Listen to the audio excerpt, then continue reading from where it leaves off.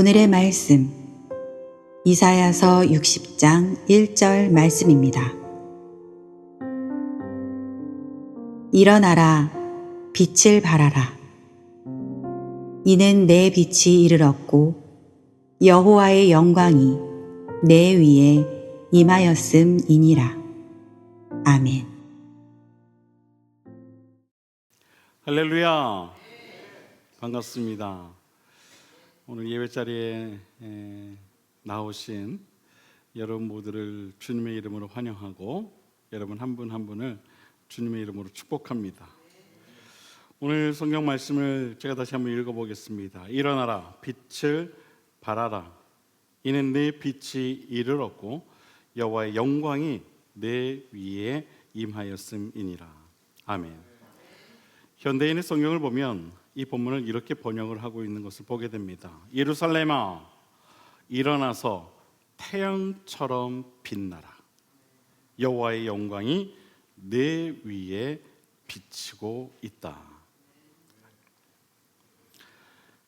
우리가 하나님께서 원하시고 또 기뻐하시는 이 참 성도가 되고자 하나님의 소망을 품고 믿음을 또한 갖게 되더라도 주어진 소망과 믿음에 합당한 이 행함이 있지 않으면 그것은 그저 하나의 다짐으로 끝나고 말 것입니다.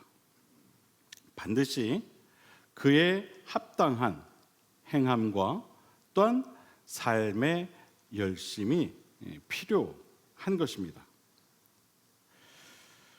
그런 의미에서 성도가 되기 위한 세 가지 신앙의 습관에 대해 바로 오늘 이 본문인 이사야서 60장 1절 말씀을 가지고 함께 오늘은 말씀을 나누려고 합니다. 첫 번째, 오늘 본문은 우리에게 일어나라고 말씀합니다. 일어나라. 따라해 볼까요? 일어나라. 다행입니다. 혹여나 졸고 계신 분이 계셨으면은 일어나라 하면 갑자기 이렇게 일어나시는 분들이 계셨을 텐데 아직 설교 초반이라 그런지 졸고 계신 분들이 한 분도 안 계셨던 것 같아요. 일어나라, 일어나라. 여러분, 이것은요 행동하라는 것입니다. 일어나라. 행동하라. 즉 행동하는 살아있는 신앙이 되라는 것이죠. 우리가 성도로 살아가기 위해서는 이처럼 하나님의 일을 위해 끊임없이 움직일 필요가 있습니다. 끊임없이 움직여야 한다는 것이죠. 성도의 합당한 모습이 되고자 아주 조금씩이라도 내 삶을 통해 하나님의 일들을 성취해 나아가야 할 필요가 있다는 것입니다.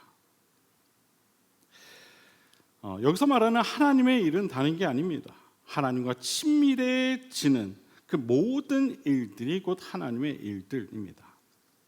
예배하는 일, 말씀을 가까이 하는 일, 찬송하는 일, 기도하는 일, 이 모든 일들이 곧 하나님과 친밀해지는 하나님의 일들이라는 것입니다. 우리는 하나님께서 기뻐하시는 참된 성도가 되기 위해서 이러한 일들을 결코 멈춰서는 안 된다는 겁니다. 삶에서 끊임없이 하나님의 일들을 성취하기 위해 노력해야 한다는 것이죠. 왜냐하면 우리가 하나님의 일들을 하지 않게 되는 그 순간 우리는 영적으로 방황하게 되기 때문입니다. 그래서 우리는 쉼 없이 하나님의 일들을 계속 해 나아가야 한다는 거예요. 여러분, 하나님의 일을 방학하게 되면은요, 영적으로 방황하게 되는 겁니다. 이럴 때는 라임이 참 좋다 이렇게 하는 거예요. 래퍼들이 라임을 이렇게 잘 살리지 않습니까? 네. 영혼의 방학은 영혼의 방황의 시작이에요. 그래서 결코 쉬어서는 안 된다는 거예요. 생각해 보십시오. 아마 여러분도 신앙생활을 해오시는 동안 그런 경험들을 해보셨을 거예요. 하나님의 일이 힘이 들거나 조금은 하고 싶지 않아서 조금만 쉬자 하면서 잠시 쉬게 될 때가 있었을 거예요. 그러면 어떻습니까? 오히려 영적으로 편안하지가 않고 힘들어지는 경험을 아마 해보신 적이 있을 거예요. 쉬는 게 아닌 그런 상태에 빠지는 경험들을 아마 다들 해보셨을 겁니다. 하나님의 일은 쉬는 것이 편한 것이 아니에요. 오히려 영적인 부담감으로 찾아오게 되는 것이 하나님의 일인 겁니다. 우리가 꾸준히 반복적으로 이러한 하나님의 일들을 하는 것은 참 쉬운 일이 아닙니다. 예배하는 삶, 말씀을 가까이 하는 삶, 찬송하는 삶, 기도하는 삶, 하나님을 위해 헌신하는 삶, 이러한 이 하나님의 일들을 쉬지 않고 한다는 것, 그것은 결코 쉬운 일이 분명 아닙니다. 그러나 쉽지 않다고 해서 하나님의 일을 한 번이라도 쉬게 되면 그 다음부터는 하나님의 일을 지키는 것이 더 쉽지 않게 되고 마는 것입니다. 여러분, 주일날 교회를 빠진다는 것, 예전에 상상도 할 수 없는 일이었어요. 그렇죠?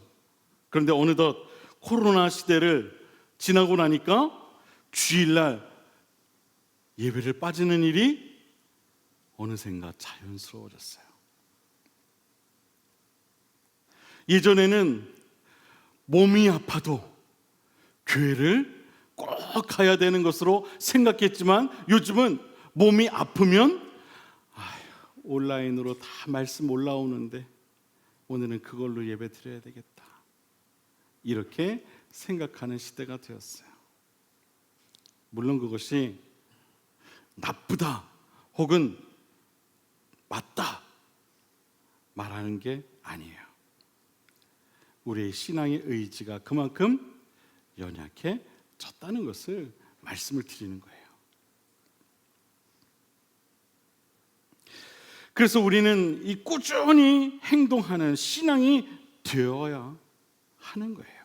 꾸준히 하나님의 일을 쉬어서는 안 된다는 것을 이야기하는 겁니다. 여러분, 예수님께서도요, 아무리 힘들고 바쁘시더라도요 결코 쉬지 않으셨어요. 하나님의 일을 쉬지 않으셨어요. 이 마을 저 마을 두루 다니시면서 많은 군중들을 만나고 하나님의 말씀을 전하셨지만 한순간도 하나님의 일을 쉬지 않으셨어요. 늘 기도하셨죠. 늘 하나님의 말씀을 경청하셨어요. 제자들과 함께 예배하셨어요. 맡겨진 사명을 끝까지 감당하셨죠. 하나님의 일을 쉬지 않으셨다는 거예요. 사도 바울도 이러한 열심을 가지고 자신에게 주어진 사명을 감당했죠. 그의 고백을 보면 이런 고백이 나옵니다. 고린도후서 11장 2절을 보게 되면 내가 하나님의 열심으로 너희를 위하여 열심을 내노니 내가 너희를 정결한 처녀로 한 남편인 그리스도께 드리려고 중매함이로다. 사도 바울이 고백하죠. 하나님의 열심을 품고 나에게 주어진 사명을 나는 감당하고 있다. 여러분에게 한번 묻겠습니다. 여러분에게는 하나님의 일에 대한 하나님의 열심의 마음이 있으십니까? 하나님의 열심이 있으십니까? 얼마나 열심으로 하나님의 일을 여러분은 감당하고 계십니까? 정말 열심히 예배하고 열심히 말씀을 가까이 하고 열심히 기도하며 열심히 찬송하고 열심히 맡겨진 사명을 감당하고 계십니까? 여러분에게는 그런 하나님의 열심이 있습니까? 바라기는 하나님의 열심을 품고 하나님의 일을 쉬지 않고 감당하는 저와 여러분의 신앙이 될 수 있게 되기를 바랍니다. 그래서 항상 행동하는 신앙, 살아있는 신앙, 머물러 있던 자리에서 일어설 줄 아는 그러한 신앙이 우리 모두의 신앙이 되기를 바랍니다. 여러분, 말보다 행동이 때로는 앞설 필요가 있어요. 말보다. 근데 우리는 이거를 거꾸로 할 때가 많죠. 행동보다 말이 앞설 때가 있어요.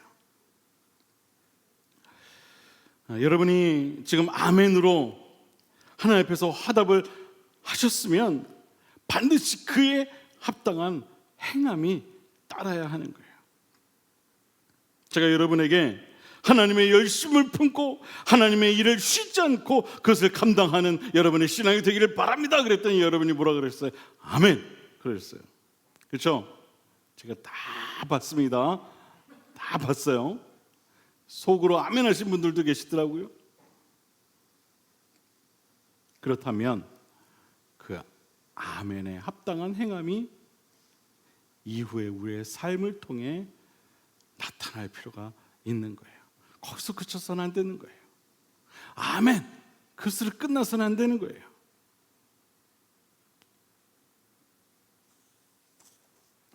우리는 한마디의 말을 하기 전에 한 방울의 땀을 흘리는 즐거움을 알아야 합니다.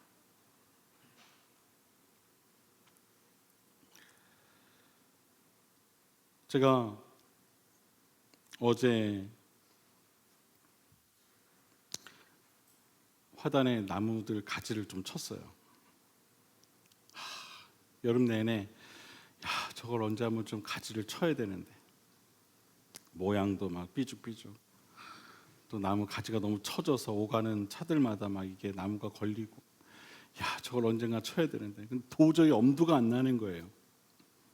뭐 이걸 들고 나가서 할 수가 없는 날씨였어가지고, 그래서 어제 조금 바람이 났더라고요.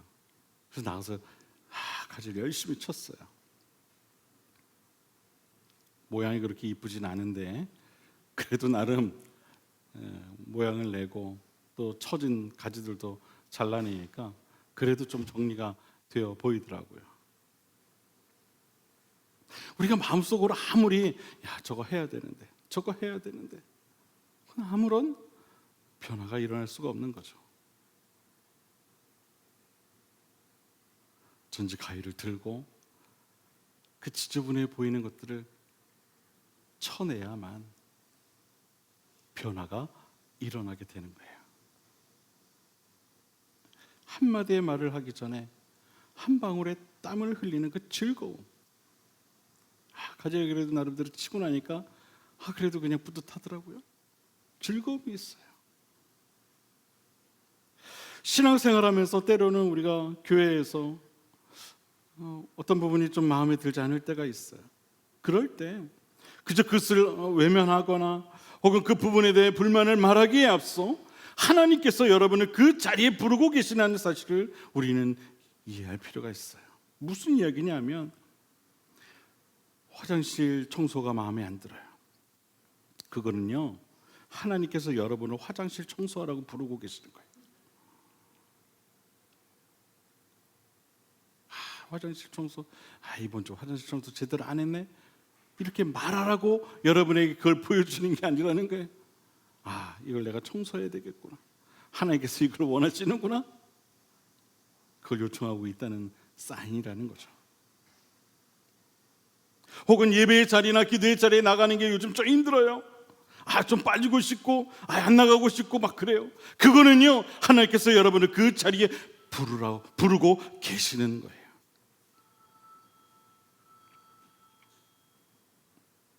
하나님이 전화하셨네요. 그래, 전 목사 네가 말하는 게 맞다, 확인시켜 주시려고 지금 전화하고 계시는 거예요. 빨리 받으세요. 하나님이시니까. 네, 빨리 받으세요. 끊으시면 어떻게? 그럴 일은 없겠지만 오늘 점심 식사 시간에 메뉴가 마음에 안 들어요. 그러면 그거는요, 하나님께서 여러분을 식당 봉사자로 부르고 계시는 거예요. 그래? 다음에 네가 한번 해봐. 한번 맛있는 한번 요리를 한번 해봐. 교회에서 누군가가 마음에 들지 않아요. 그것은요, 하나님께서 여러분을 그 사람을 위해 기도하라고 부르고 계시는 거예요.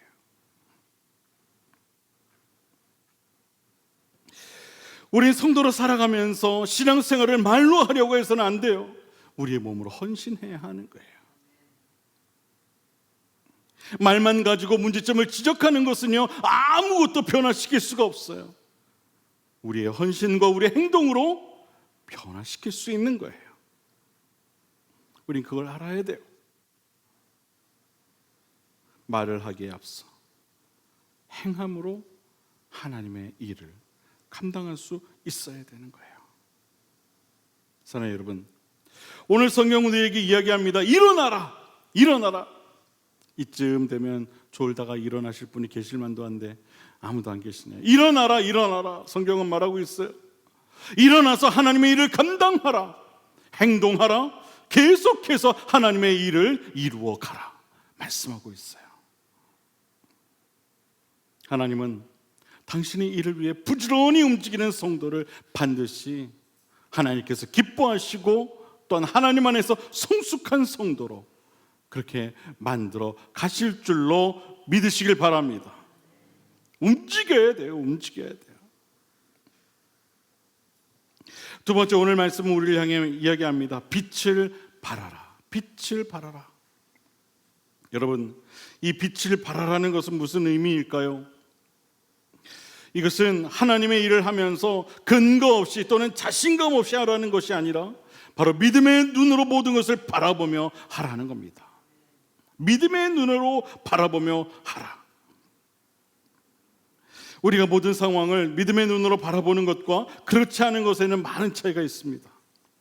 주님께서는 하나님의 일을 감당하실 때에 모든 상황을 믿음의 눈으로 바라보셨어요. 인간의 눈으로 바라보지 않으셨어요. 5,000명이 굶고 있을 때 가진 것이라고는 이 5병이어밖에 없었는데도 불구하고 주님께서는 믿음의 눈을 들어 하나님께 미리 감사하며 축사하셨죠. 놀라운 일이 일어나게 했죠. 인간적으로 보았을 때 아무런 능력도 없어 보이는 베드로를 향해 네가 사람을 낚는 어부가 될 것이라고 믿음의 선포를 하십니다. 결국 그렇게 되었죠.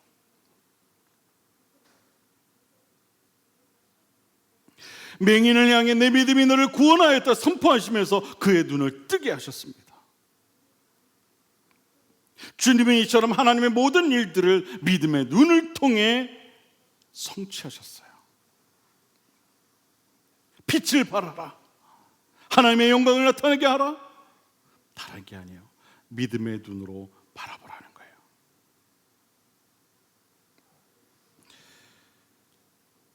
바라기는 주님의 그 믿음의 눈이 저와 여러분의 눈이 되기를 바랍니다. 우리 살아가면서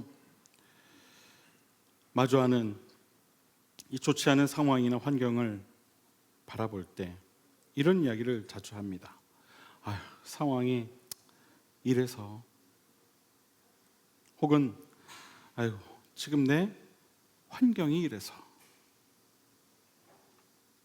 그러면서 모든 것을 부정적으로 바라보며 이야기할 때가 있어요. 그래서 안 돼, 저래서 안 돼, 지금 내가 그럴 여건이 아니야. 그러나 여러분, 상황이나 어떤 환경이 나를 부정적으로 만드는 게 아니에요. 믿음 없음이 나를 부정적으로 만드는 거예요. 주님, 저희에게는 오병이어밖에 없어요. 아이고야, 큰일 났다. 야, 어떡하냐? 야, 진짜 그거밖에 없냐? 야, 조금만 더 내놔봐. 야, 이거 어떡하냐? 야, 이거 안 되겠는데? 만약에 주님이 그러셨다면 어떻게 됐을까요? 아마 거기 있던 군중들이 다 물러갔을 거예요.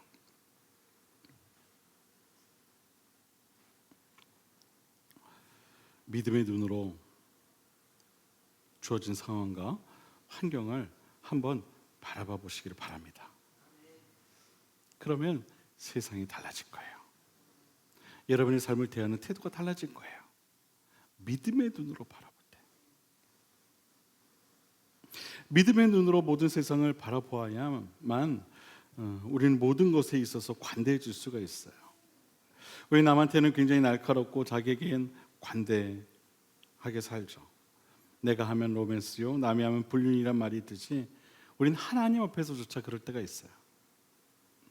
내가 하면 하나님 앞에서도 그럴 수 있죠, 그런 일이 되지만 남이 하면 어떻게 그럴 수 있냐고 그렇게 이야기합니다. 내가 품으면 비전이요, 남이 품으면 욕심이 돼요. 그래서 온당한 성도의 시선이 아니죠. 그건 믿음의 눈이 아니에요. 그렇게 봐서는 안 되는 거예요. 다른 사람의 입장에서 생각할 줄 알아야 하고, 조금은 관대할 줄 알아야 하고, 긍정적으로 너그럽게 바라볼 수 있는 그런 믿음의 눈이 될 필요가 있는 거예요. 이런 믿음의 눈을 가진 사람은 그의 언어도 바뀌더라고요. 믿음의 언어가 돼요. 그의 하는 말에 힘이 있어요. 소망이 있어요. 생명이 있어요. 믿음의 눈을 가진 자의 언어는 그렇게 바뀌더라고요. 여러분, 부정적인 말을 하는 사람 치고 아무리 똑똑한 사람도요, 하나님의 일을 성취하는 경우를 못 봤어요. 부정적인 말을 하는 사람 치고.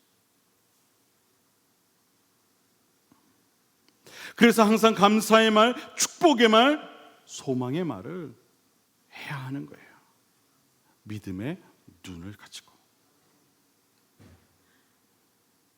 여러분의 입술을 통해 선포되어지는 말 그대로 하나님께서 이루어 주시는 줄 여러분 꼭 믿으시길 바랍니다.